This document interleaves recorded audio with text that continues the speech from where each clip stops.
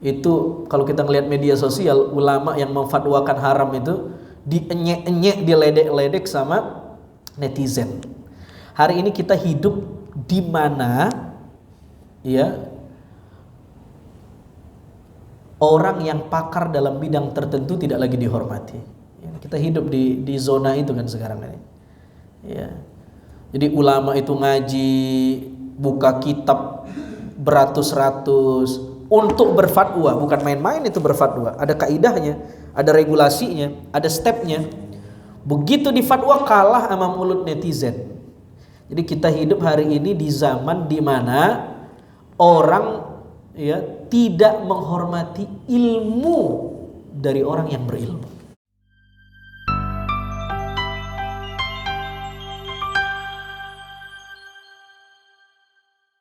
Bismillahirrahmanirrahim. Bapak-bapak, ibu-ibu, jamaah ba'da salat maghrib Masjid Jami' Nurul Hidayah, assalamualaikum warahmatullahi wabarakatuh. Alhamdulillah rabbil alamin. Allahumma salli ala sayyidina Muhammad wa ala ali sayyidina Muhammad. Allahumma ja'alni khairan mimma yazunnun wa ufilli ma yaqulun wa la tu'akhidhni bima la ya'lamun. Allahumma fakihna fid din wa 'allimna ta'wil. Alhamdulillah rabbil alamin. Kita lanjutkan pengajian kita kitab Hikam Al-Haddad. Sebelum kita mulai, mari sama-sama kita hadiahkan surah Al-Fatihah untuk pengarang kitab ini kepada Imam Al-Haddad rahimahullah rahmatal abrar. Al-Fatihah. A'udzubillahi minasyaitonir rajim. Bismillahirrahmanirrahim. Rabbil alamin arrahmanir rahim maliki yaumiddin. Iyyaka na'budu wa iyyaka nasta'in ihdinas siratal mustaqim siratal ladzina an'amta 'alaihim ghairil maghdubi 'alaihim waladdallin. Amin. Baik. Hari ini kita masuk ke hikmah yang keempat. Ya, kalau saya tidak salah. Iya. Bismillahirrahmanirrahim. Hikmah yang keempat. Al-hikmah ar-rabi'ah. Saya perlu perkenalkan dulu bahwa mungkin ada beberapa jamaah yang kebetulan lagi singgah di masjid ini. Kitab yang kita bahas adalah kitab Hikam karya Imam Al-Haddad yang isinya berupa nasihat-nasihat untuk membangkitkan keimanan. Hikmah yang keempat, qala radhiyallahu ta'ala anhu kaifa yakunu minal mu'minina man yurdil makhlukin bisukhti rabbil alamin. Maknanya adalah orang tidak mungkin imannya itu al-kamilin fil iman. Orang tidak mungkin imannya sempurna jika cara hidup dia fokus pada nyenengin orang, tetapi pada saat yang sama mengundang murka Allah Subhanahu wa taala. Itu makna hikmah yang keempat ini, Bapak-bapak. Kira-kira pesan moralnya begini, jangan sampai dalam menjalani hidup ini orientasi kita fokus untuk nyenengin makhluk saja. Ya. Tetapi karena kita fokus nyenengin orang, kita lupa cara kita mengekspresikan supaya orang bisa senang membuat Allah murka. Nah, itu dikecam oleh agama. Tetapi bukan juga berarti kita ansos, nggak butuh tetangga, cuek sama tetangga, terserah kalau mau tetangga sakit gak usah diopenin. Itu juga salah.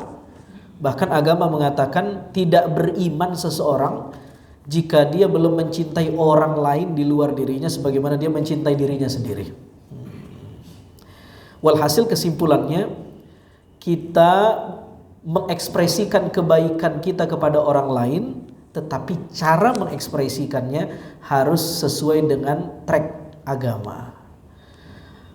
Ya, karena boleh jadi ada orang yang ingin disenangi orang lain, ingin mendapat validasi dari orang, ingin disenangi orang, ingin diakui oleh orang lain. Dia berusaha gimana orang biar senang sama dia, tapi caranya membuat Allah gak senang. Contoh, orang lain ngajak kita nongkrong, kalau kita gak ikut nongkrong dianggap ansos, sombong, cuek. Untuk bisa diakui di satu circle, kita kudu nongkrong sama circle itu, ngopi bareng, begadang bareng. Boleh hukumnya? Boleh, gak ada masalah. Jangan ngaji mulu, bosan Pak. Sesekali boleh nongkrong, ngopi. Tapi ingat, jangan sampai nongkrong dan ngopi kita itu isinya membuat Allah murka sama kita. Contohnya, ketika ngopi kita ngegibah orang. Ngegibah orang yang kagak satu tongkrongan sama kita. Karena dia beda circle, kita gibahin. Kalau kita nggak ikut gibah, kita dikeluarin dari grup, buat grup baru dia. Ini sama artinya, sehingga gara-gara begitu kita akhirnya ikut gibah deh, ngomongin orang, ya biar so asik. Kita mengasikkan diri kita ke orang, tapi Allah murka sama kita. Nah, jika itu kita lakukan, maka iman kita tidak kamil, tidak sempurna. Karena yang menjadi orientasi kita orang, bukan Allah. Ya. Contoh lain, kita begadang sampai jam 12, jam 1. Bahkan ada semacam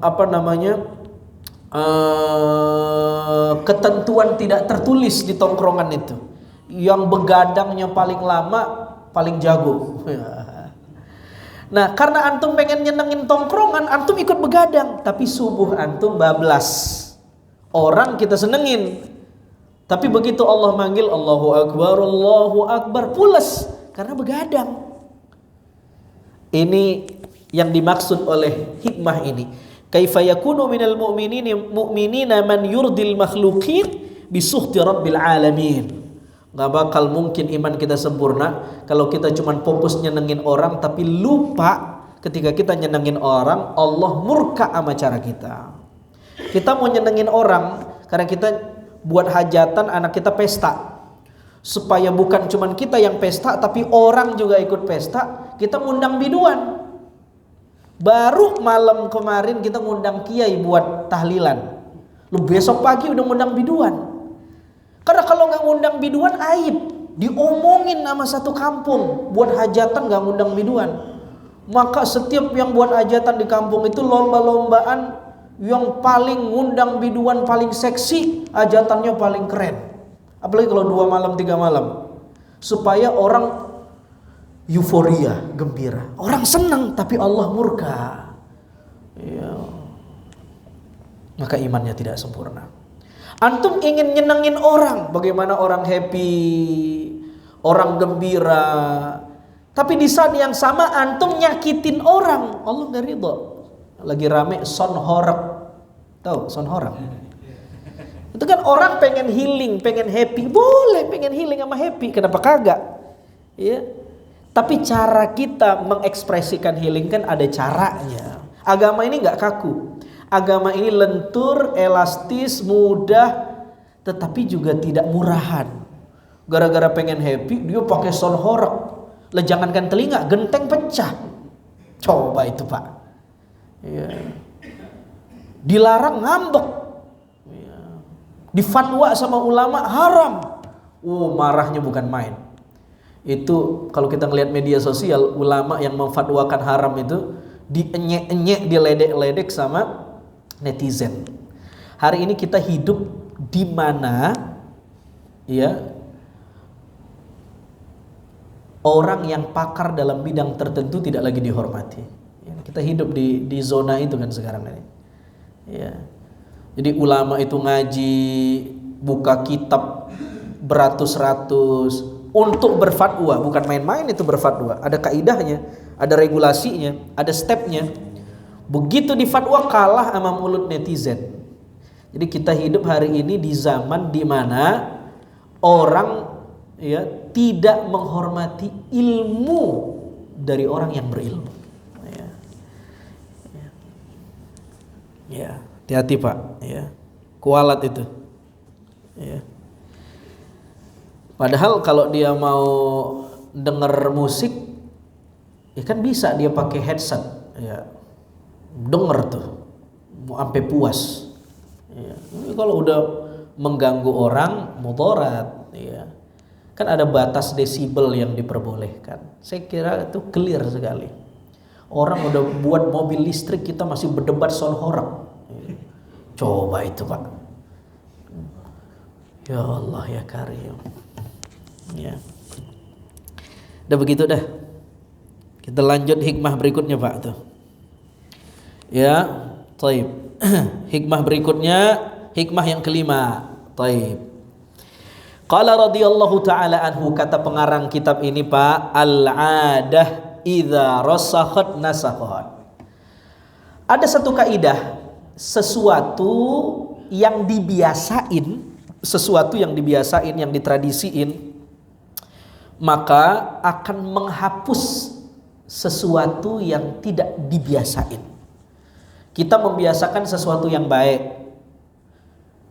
Nah, karena kita kebiasaan sholat itu menghapus kemauan kita untuk tidak sholat. Itu maksudnya. Sebaliknya, kita membiasakan tidak sholat, maka kebiasaan tidak sholat itu membuat kita berat untuk sholat. Para ulama mengatakan sawa kana khairan aw syarran. Kaidah ini sifatnya umum, baik itu babnya kebaikan maupun keburukan. Kalau orang terbiasa berbuat buruk, dia tidak enjoy melakukan kebaikan. Sebaliknya, orang biasa buat baik, disuruh buat buruk, gagap. Jadi kata kuncinya ada di mana? At-ta'wid, pembiasaan. Kan begini, makanya akhlak itu apa definisinya, Pak? Akhlak itu definisinya kalau menurut Imam Al-Ghazali kan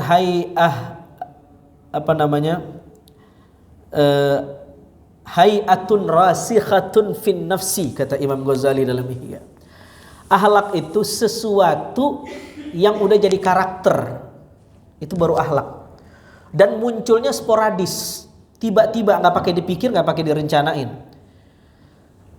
Kita mau tahu orang yang akhlaknya sabar, lihat ketika dia dapat ujian. Begitu dapat ujian, sabarnya keluar tanpa direncanain.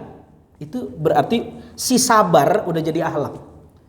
Tapi kalau begitu dapat ujian, ya nggak terima, terus dinasehatin, sabar. Oh iya ya sabar. Itu belum akhlak berarti. Paham ya? Definisi Imam Ghazali, akhlak itu sesuatu yang sudah jadi karakter sehingga dia muncul secara sporadis, tidak dipikir-pikir. Kita mau ngelihat orang ini murah senyum apa kagak, jangan lihat pas pemilu. Lah kalau pemilu mah di banner senyum semua, Pak. Ramah banget. Wah, tuh coba tuh, Pak. Kalau kagak senyum gak dipilih. Cuman kadang gak kepilih, senyumnya kepanjangan. Kan banyak jadi gila kalau kadang gak kepilih, Pak, senyumnya kelamaan. Stres maksudnya. Nah, karena musim pemilu berarti kita ngelihat orang senyum. Senyum itu belum jadi akhlak. Dia masih tasonnu', apa itu? Dibuat-buat, gimmick, teatrikal. Orang main drama. Akhlak itu nggak dibuat-buat. Akhlak itu muncul aja begitu, muncul aja. Orang kalau kaget, begitu kaget, buset katanya tuh. Langsung buset. Itu berarti si buset udah jadi akhlak. Coba kalau orang dikagetin, astagfirullah. Memang itu yang ada di hatinya, makanya itu yang keluar. Masya Allah, tabarakallah. Jadi akhlak itu sesuatu yang udah nancep dan melekat, yaitu akhlak. Jika belum jadi karakter, dia bukan akhlak. Ya. Tetapi tasannu' dibuat-buat, dipaksa-paksa. Tetapi jangan sepele. Untuk jadi akhlak dia mesti dipaksa dulu, memang dibiasain. Para ulama mengatakan awaluhu takalluf wa akhiruhu ta'alluf. Awaluhu takalluf wa awsatuhu ta'alluf wa akhiruhu ta'addub. Awalnya terpaksa, lama-lama terbiasa, baru jadi karakter, jadi akhlak. Jadi kita pengen jadi orang ikhlas, tapi nggak pernah latihan sedekah, nggak pernah latihan memberi, sampai kiamat kurang sehari nggak dapat akhlak ikhlas, Pak. Ya. Mesti dipaksain, begitu sedekah ngegerutu. Coba gua nggak sedekah tadi ya, nggak hilang gocap. Itu awalnya mesti begitu. Lama-lama Allah kasih akhlak itu jadi pakaian rohani. Itu cara kerjanya. Nah, sebenarnya Pak, ibadah yang kita lakuin, sholat, puasa 30 hari, ya haji berhari-hari, ya zakat tiap tahun, itu sebenarnya metode Tuhan untuk membiasakan kita. Ya. Nah, kita baru dianggap lulus assessment itu ketika kita di luar jam ibadah. Jadi dianggap lulus sholat kapan? Setelah nggak sholat. Assalamualaikum warahmatullahi wabarakatuh. Assalamualaikum warahmatullahi. Udah kelar sholat tapi akhlak sholatnya nancep di kehidupan sehari-hari, dia baru menjadi orang yang muqimunas sholah, memiliki akhlak sholat. Jika dia tunduk ruku membungkukkan badan, inkhinas, ya. Sujud, apalagi sujud, puncak ketundukan, bokongnya lebih naik daripada kepalanya. Kan itu tawadu banget. Loh, kenapa bisa tunduk begitu? Lagi sholat. Begitu keluar sholat, sombongnya bukan main. Kalau kagak ada gua kagak jadi itu. Untung ada gua. Wah, kalau ngomong gua mulu, Allahnya hilang, tawadunya hilang. Berarti sholatnya belum jadi akhlak. Nah sebenarnya si sholat itu cuma metode aja, pembiasaan, at-ta'wid.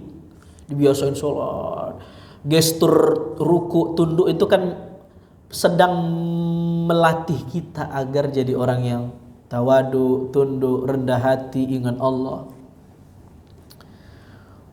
Begitupun puasa, itu latihan aja. Ya. Cuman pas latihan kudu bener-bener, karena begitu latihan kagak bener, apalagi lagi tanding pasti udah nggak benar sama sekali. Ya. Al-adah idza rasakhat nasakhat. Jadi orang akan punya akhlak jika dia membiasakan sesuatu, baru bisa jadi akhlak. Iya. Orang kalau nggak ngaji Pak, disuruh ngaji, subhanallah, itu beratnya bukan main Pak. Dengerin orang ceramah itu subhanallah, itu nggak mudah Pak. Makanya bapak-bapak nih mau dengerin saya, udah dahsyat ini, pilihan semua ini. Karena kalau nggak doyan ngaji dan nggak biasa denger nasihat, itu dengerin orang ceramah, kepanasan. Neraka mulu yang diomongin, surga mulu, gitu komennya. Karena telinganya nggak biasa. Ya ngaji lagi itu begitu. Sama kita yang biasa dengar Quran disuruh dengar sonhorak, kepanasan Pak telinga kita. Ini bukan setelan gua nih katanya. Karena tidak biasa. Al-adah idza rasakhat nasakhat. Jadi Pak, carilah hobi, jadikan ibadah itu hobi, kebiasaan kita, sampai dia jadi akhlak kita. Sholat kan kagak enak Pak. Coba Pak, sehari 5 waktu emang enak Pak? Gak enak Pak. Subuh kudu bangun, zuhur enak tidur kudu sholat, asar lagi enak ngobrol kudu mampir ke masjid, maghrib apalagi. Gak enak sholat sebenarnya mah. Ya gak Pak? Halo, assalamualaikum. Masih hidup kagak ini? Udah dah, jawab aja iya begitu.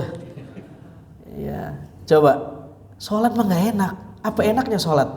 Kalau bukan karena iman. Betul gak Pak? Dan gerakannya itu mulu, kan bosan Pak. Begini lah, begini. Iya, begitu mulu gerakannya. Apa enaknya? Gak enak. Tapi itu latihan. Jika orang telah terbiasa dengan latihan itu, Allah memberi akhlak itu. Baru sholatnya menjadi tanha anil fahsya wal munkar. Itu esensinya sebenarnya. Jadi bukan cuman ruku, sujud, nyungsep, ruku, sujud, nyungsep, nggak tahu maknanya. Nah, membiasakan aja udah sulit, apalagi jadi akhlak kan sulit sekali tuh berarti. Coba dari ibadah yang kita lakuin Mbak, mana yang udah jadi akhlak? Coba kita evaluasi. Sholat udah jadi akhlak belum? Puasa udah jadi akhlak belum? Zakat udah jadi akhlak belum? Baca Quran apalagi? Setiap ayat yang kita baca tuh udah jadi akhlak belum? Para sahabat dikatakan mereka tidak akan pindah ayat sebelum ayat itu diamalkan oleh mereka. Masya Allah. Para sahabat Nabi, mereka kalau lagi tadarus tidak akan pindah ayat sebelum ayat yang dibaca itu diamalkan. Yang repot kan kalau ketiban ayat poligami ya Pak ya. Famkihu ma tawalakum minan nisa masna wa sulasa wa ruba. Lah coba itu bagaimana? Saya pernah baca itu di depan bini saya, didehemin saya, Pak. Yang mana jangan diamalin katanya. Udah. Takbir. Wah, ngomong poligami aja bangun. Ibu-ibu marah ini di bawah. Ya Allah. Sampai mana tadi nih?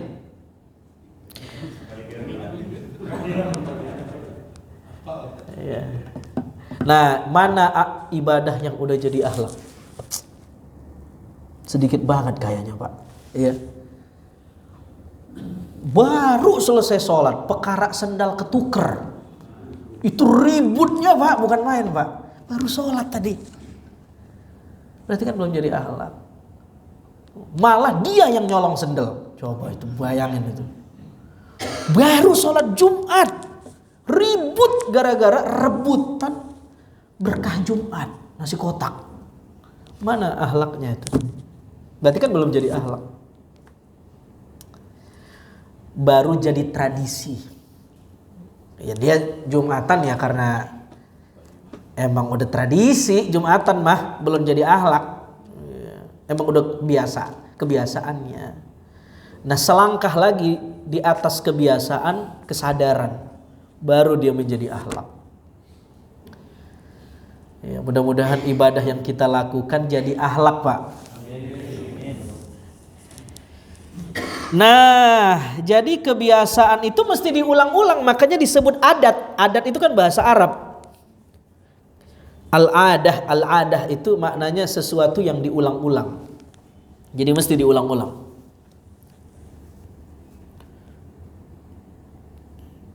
Nah, dalam bahasa agama, mengulang-ulang sesuatu yang baik namanya mujahadah. Halo, Assalamualaikum. Banyak istilahnya, Pak. Riyadhah, mujahadah, ya, tirakat, ribat, banyak istilahnya. Nah, ini tirakat diartiin betapa.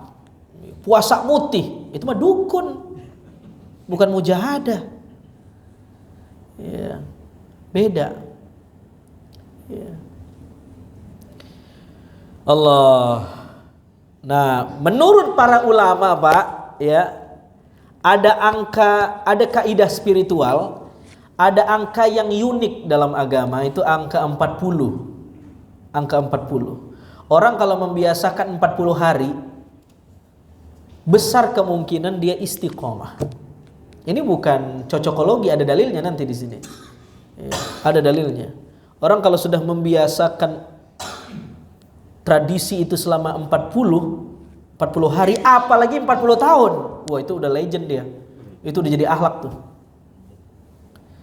Ya.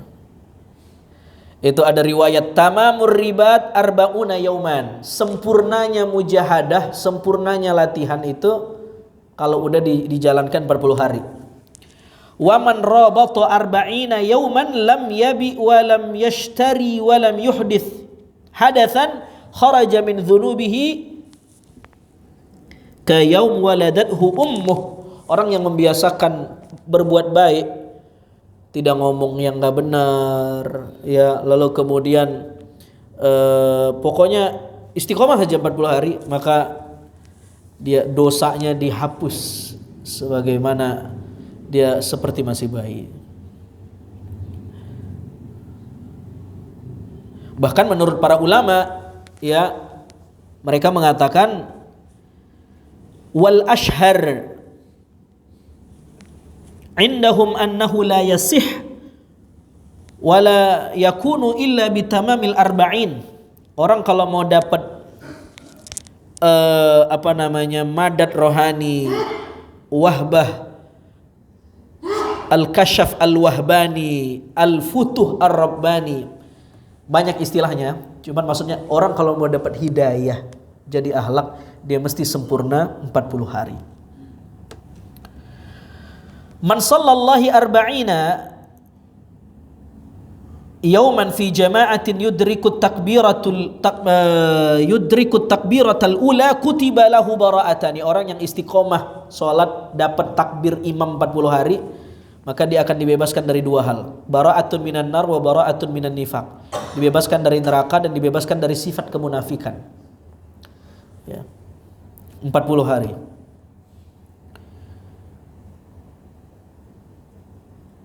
Ada cerita, Pak. Ini cerita di kitab ini, syarah penjelas dari kitab ini. Ada seorang perempuan cantik, Pak, digoda sama laki-laki. Iya. Perempuan ini udah nikah, digoda supaya melakukan sesuatu yang dilarang oleh agama. Lalu perempuan ini karena dia perempuan yang soleha, dia bukan sekedar nolak, dia ngadu sama suaminya. Dia bilang, gak boleh, agama melarang dan saya sudah menikah punya suami. Tapi dia pulang ngadu ke suaminya. Ada yang ngajakin saya begini. Apa saranmu? Nah, dia punya suami yang soleh juga, bininya soleha, suaminya soleh. Apa kata suaminya? Pergi datangi laki-laki itu dan katakan, aku mau menuruti ajakanmu dengan satu catatan. Sholatlah menjadi makmum di belakang suamiku selama 40 hari 40 subuh. Jika kamu istiqomah, aku akan menuruti ajakanmu. Ini ajakan dipraktekin nih, Pak. Gawat urusan. Bini kita beda kayak bini dia. Singkat cerita, dia datang, Pak, ke yang Badung itu. Akhirnya kata laki-laki ini karena dia demen, oke dah, saya akan istiqomah sholat 40 subuh, dapetin takbir imam, yang mana imam itu suami kamu. Baik, dia sholat, Pak. Cuman karena dia demen sama perempuan itu, selama 40 hari 40 subuh. Udah 40 subuh, datang lagi perempuan ini. Bagaimana? Udah 40 subuh engkau jadi makmum. Ya. Apakah kamu masih punya nafsu ingin mendekatiku? Kata orang ini, diceritakan dalam kitab ini, demi Allah, saya takut dengan Allah dan saya sudah menikmati ibadah saya. Hilang tuh rasanya, Pak. Ya, tentu cerita ini mesti dilihat dari banyak sisi. Suaminya soleh, istrinya bener soleha, dia ngajak untuk muji, bukan pengen. Ya, kalau kita praktekin ke bini kita bahaya, Pak. Lah emang boleh, Bang, katanya. Ya, gawat urusan. Ini cerita bukan untuk dipraktekin, tapi ibrah. Dan si laki-laki itu, ya, di balik nafsunya ada secercah iman yang dia punya. Dan iman itu beranak pinak di qalbunya dan membesar dan mengalahkan nafsunya, dan Allah kasih akhlak itu. Ini tentang 40. Allah. Man akhlasa lillahi arba'ina yauman. Orang yang beribadah ikhlas karena Allah. Zaharat ya nabiul hikmah min qalbihi ala lisanih. Orang yang hidupnya ikhlas untuk Tuhan, maka Tuhan akan berikan hikmah di qalbunya, di hatinya, dan keluar dari lisannya. Hikmah. Ya. Hikmah di sini maksudnya akhlak. Bukan ilmu hikmah yang kita pahami di Indonesia. Belajar ilmu hikmah. Hafalin nih sholawat, ntar kebal. Hafalin nih zikir, ntar aura kebuka. Itu dukun. Bukan ilmu hikmah, beda, bukan itu maksudnya. Hikmah di sini istilah yang merujuk dalam kamus para ulama akhlak, bukan yang diserap dalam bahasa Indonesia ilmu hikmah, ilmu ngobatin orang. Bukan, Pak. Ya, paham, Pak? Halo, Assalamualaikum. Biar tiris ini. Ada dalilnya angka 40 ini. Wa wa'adna Musa 30 lailatan wa atmamnaha bi asyrin. Allah menyuruh Nabi Musa untuk mujahadah selama 30 hari dan ditambah 10 hari. Surah Al-A'raf ayat 142. Nah, angka 40 ini diambil oleh para ulama menurut ayat ini. Nabi Musa melakukan mujahadah selama 40 hari 40 malam, berpuasa. Ya, bermujahadah, berzikir. Ya. Halo, Assalamualaikum. Berapa jam lagi nih? Isya.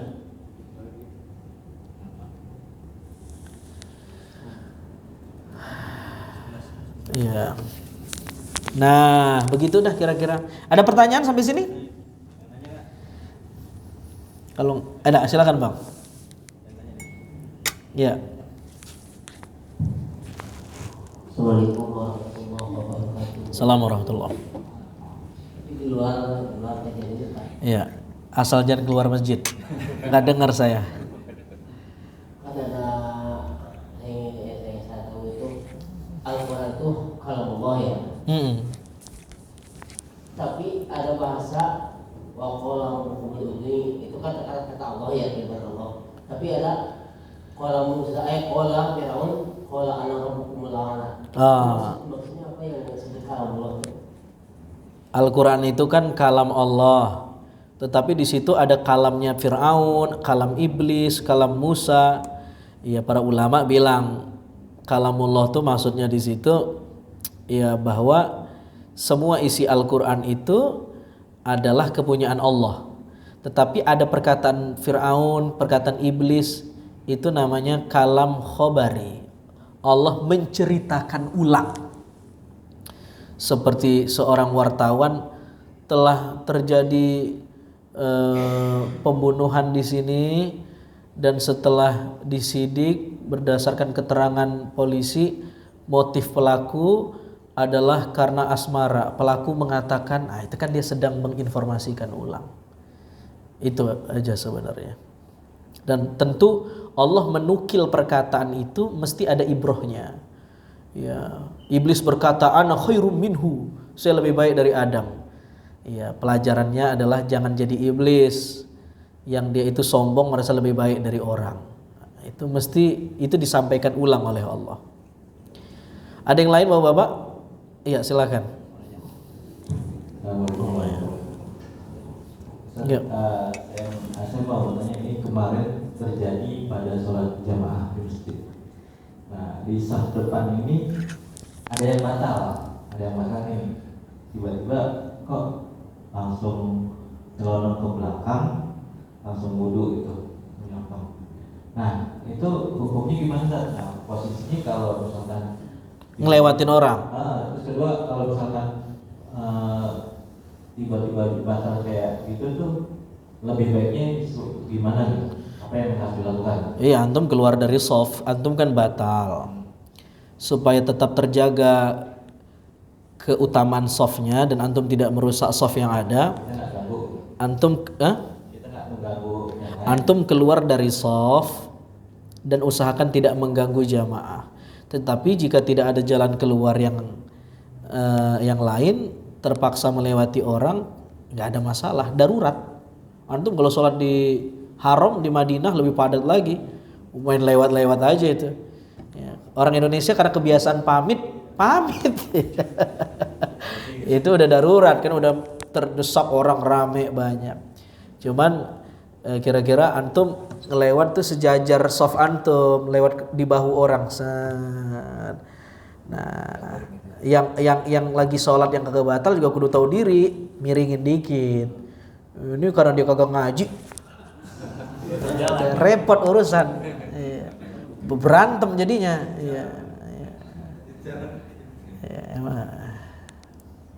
Bapak ada pertanyaan? Ya, silakan. Diusahakan pertanyaannya yang terkait sama tema nih, Bapak. Baik Pak, ini terkait tema tadi yang sudah ada bilangan hari ya Pak ya, 30 10 tadi ada dalilnya, nantinya yang ingin saya tanyakan, jika itu kita lakukan misalnya di ini, kalau tadi kan Ustaz menyampaikan tentang sholat gitu ya, kemudian menjadi asal kita, kalau kita biasa sholat pasti tidak sholat tidak enak. Dan kemudian kalau di akhirnya tadi Ustaz menyampaikan kita ingin mendapatkan ibroh dan hikmahnya, jika kemudian itu juga saya secara pribadi misalnya ingin melakukan seperti itu, memperbaiki sholat, bersedekah dan seterusnya, itu bagian dari mujahadah. Betul. Nah, boleh gitu ya, amalan-amalan seperti itu zikirnya diperbanyak. Bisakah kita sebagai hamba Allah itu mengharapkan sesuatu yang lebih, misalnya kita punya persoalan gitu, soalnya menjadi ada jalan keluar gitu, nasib kita berubah menjadi lebih baik, yang tadinya begitu banyak sekian persoalan menjadi simpel dan menjadi mudah. Bagus sekali. Yang pertama Pak, kita boleh minta sama Allah. minta apa aja. Ya, oke. Al-Quran mengatakan wa man yattaqillaha yaj'al lahu makhraja. Orang yang bertakwa sama Allah akan diberikan jalan keluar. Para ulama menafsirkan jalan keluar dari permasalahan yang dia hadapi, makhraja. Cuma mindset terhadap penafsiran ini ada dua. Yang pertama ada al-mantiq al-maddi. Cara dia menafsirkan jalan keluar, diberi rezeki sama Allah kalau dia bertakwa. Ada yang menggunakan kacamata materi. Jadi rezeki itu dipahami sama dia adalah uang, ya, materi. Jalan keluar itu adalah masalahnya selesai. Bim salabim abrakadabra, udah jadi nggak ada masalah. Kalau dia punya utang yang banyak sama orang, sholat aja, ntar yang ngasih utang lupa, begitu. Nah, itu mengakalin Tuhan namanya. Oke. Nah, ya mungkin. Nah, saya ingin memang salah satu fungsi mengaji itu membenarkan mindset dari materialisme menjadi ilahiyah. Nah, cara pandang yang kedua al-mantiqi al-ilahiyah. Cara pandang Tuhan bahwa Allah kasih jalan keluar. Apa jalan keluar itu? Kita sabar, kita syukur, kita berikhtiar cari solusi yang terbaik. Itu makhraja. Kita tidak putus asa sama rahmat Allah. Kita sadar bahwa kita sedang disayang Allah dengan cara diuji. Itu jauh lebih bernilai dari materi yang kita dapat. Itu yang dimaksud ya ja'al lahu makhraja. Cuman kadang-kadang kalau di pengajian tuh banyak yang nyampein sholat duha, ntar rezeki moncer, sedekah yang banyak, ntar dilipatin 700. Saya bukan kagak percaya Pak yang begitu-gituan. Masa saya kagak percaya? Lah kalau pekara dilipat 700 dukun bisa ngasih Pak. Ngepet aja kita jam 2 malam, datang itu. Kecil banget bagi Allah menghadirkan itu. Tetapi bukan itu satu-satunya makna maksud saya. Nah, jika umat hanya dicekoki tafsir yang semacam itu saja, nanti ibadahnya nyalahin Tuhan. Gue udah sholat nih Tuhan, masa hidup gue sial mulu?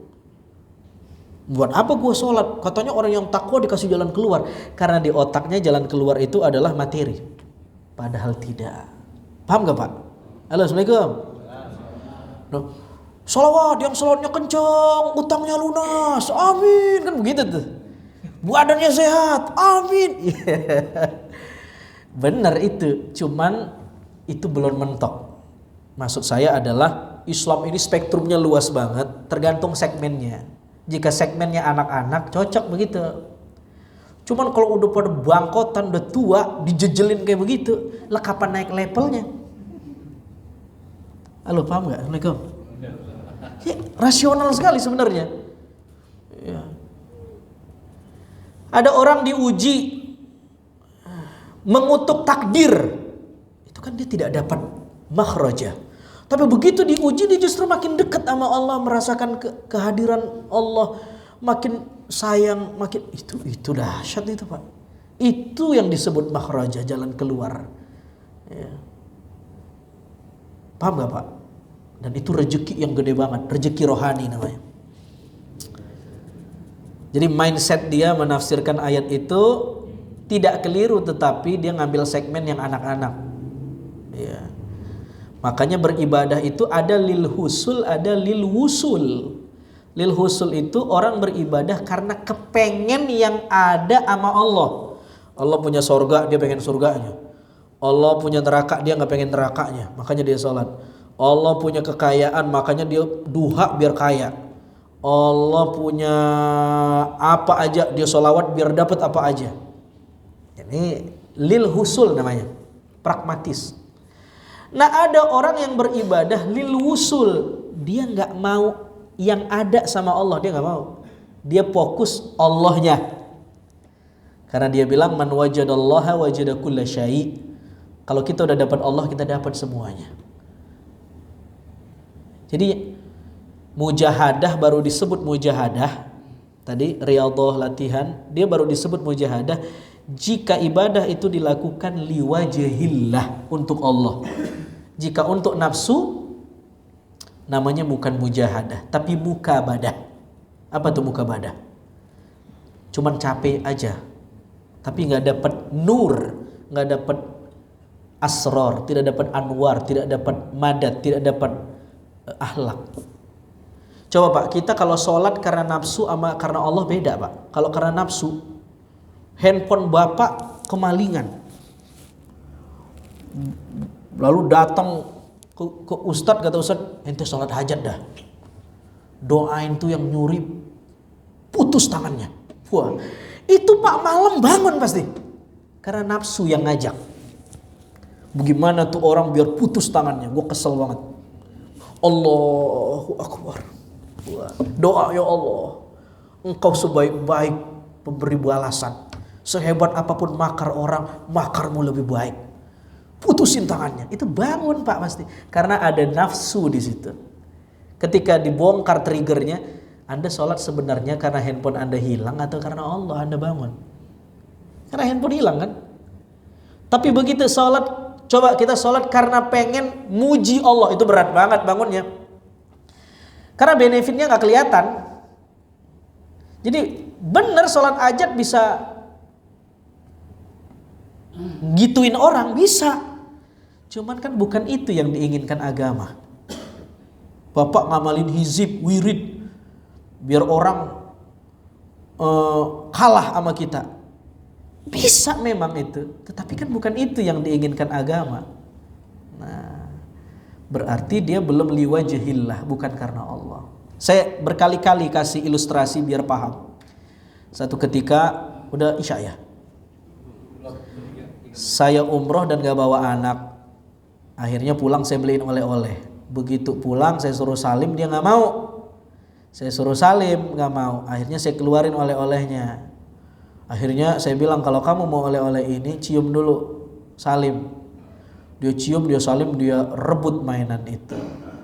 Pertanyaan saya, sebenarnya yang diinginkan anak saya itu saya atau oleh-oleh yang saya bawa? Hah? Betul nih? Assalamualaikum. Nah, begitulah cara ibadah kita sebenarnya. Cara beribadah yang anak-anak. Kita sholat, kita berbuat baik karena bukan karena Allah, tapi karena orang. Kita butuh divalidasi, kita memberi karena kita berharap biar kita dikasih lagi.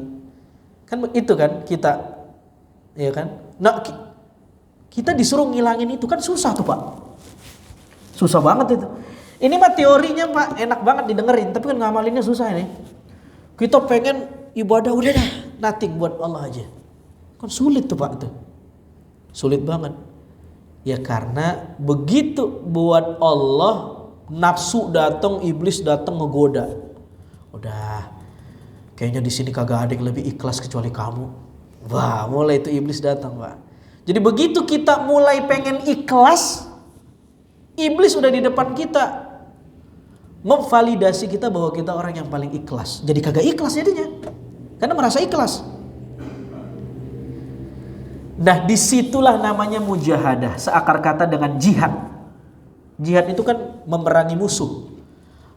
Masalahnya kalau jihad itu musuhnya kelihatan. Kalau mujahadah musuhnya nggak kelihatan. Musuhnya hawa nafsu, setan, iblis, nggak kelihatan musuhnya. Tapi jauh lebih sulit. Makanya di sini ini apa namanya nih? Mihrab. Mihrab itu bahasa Arab.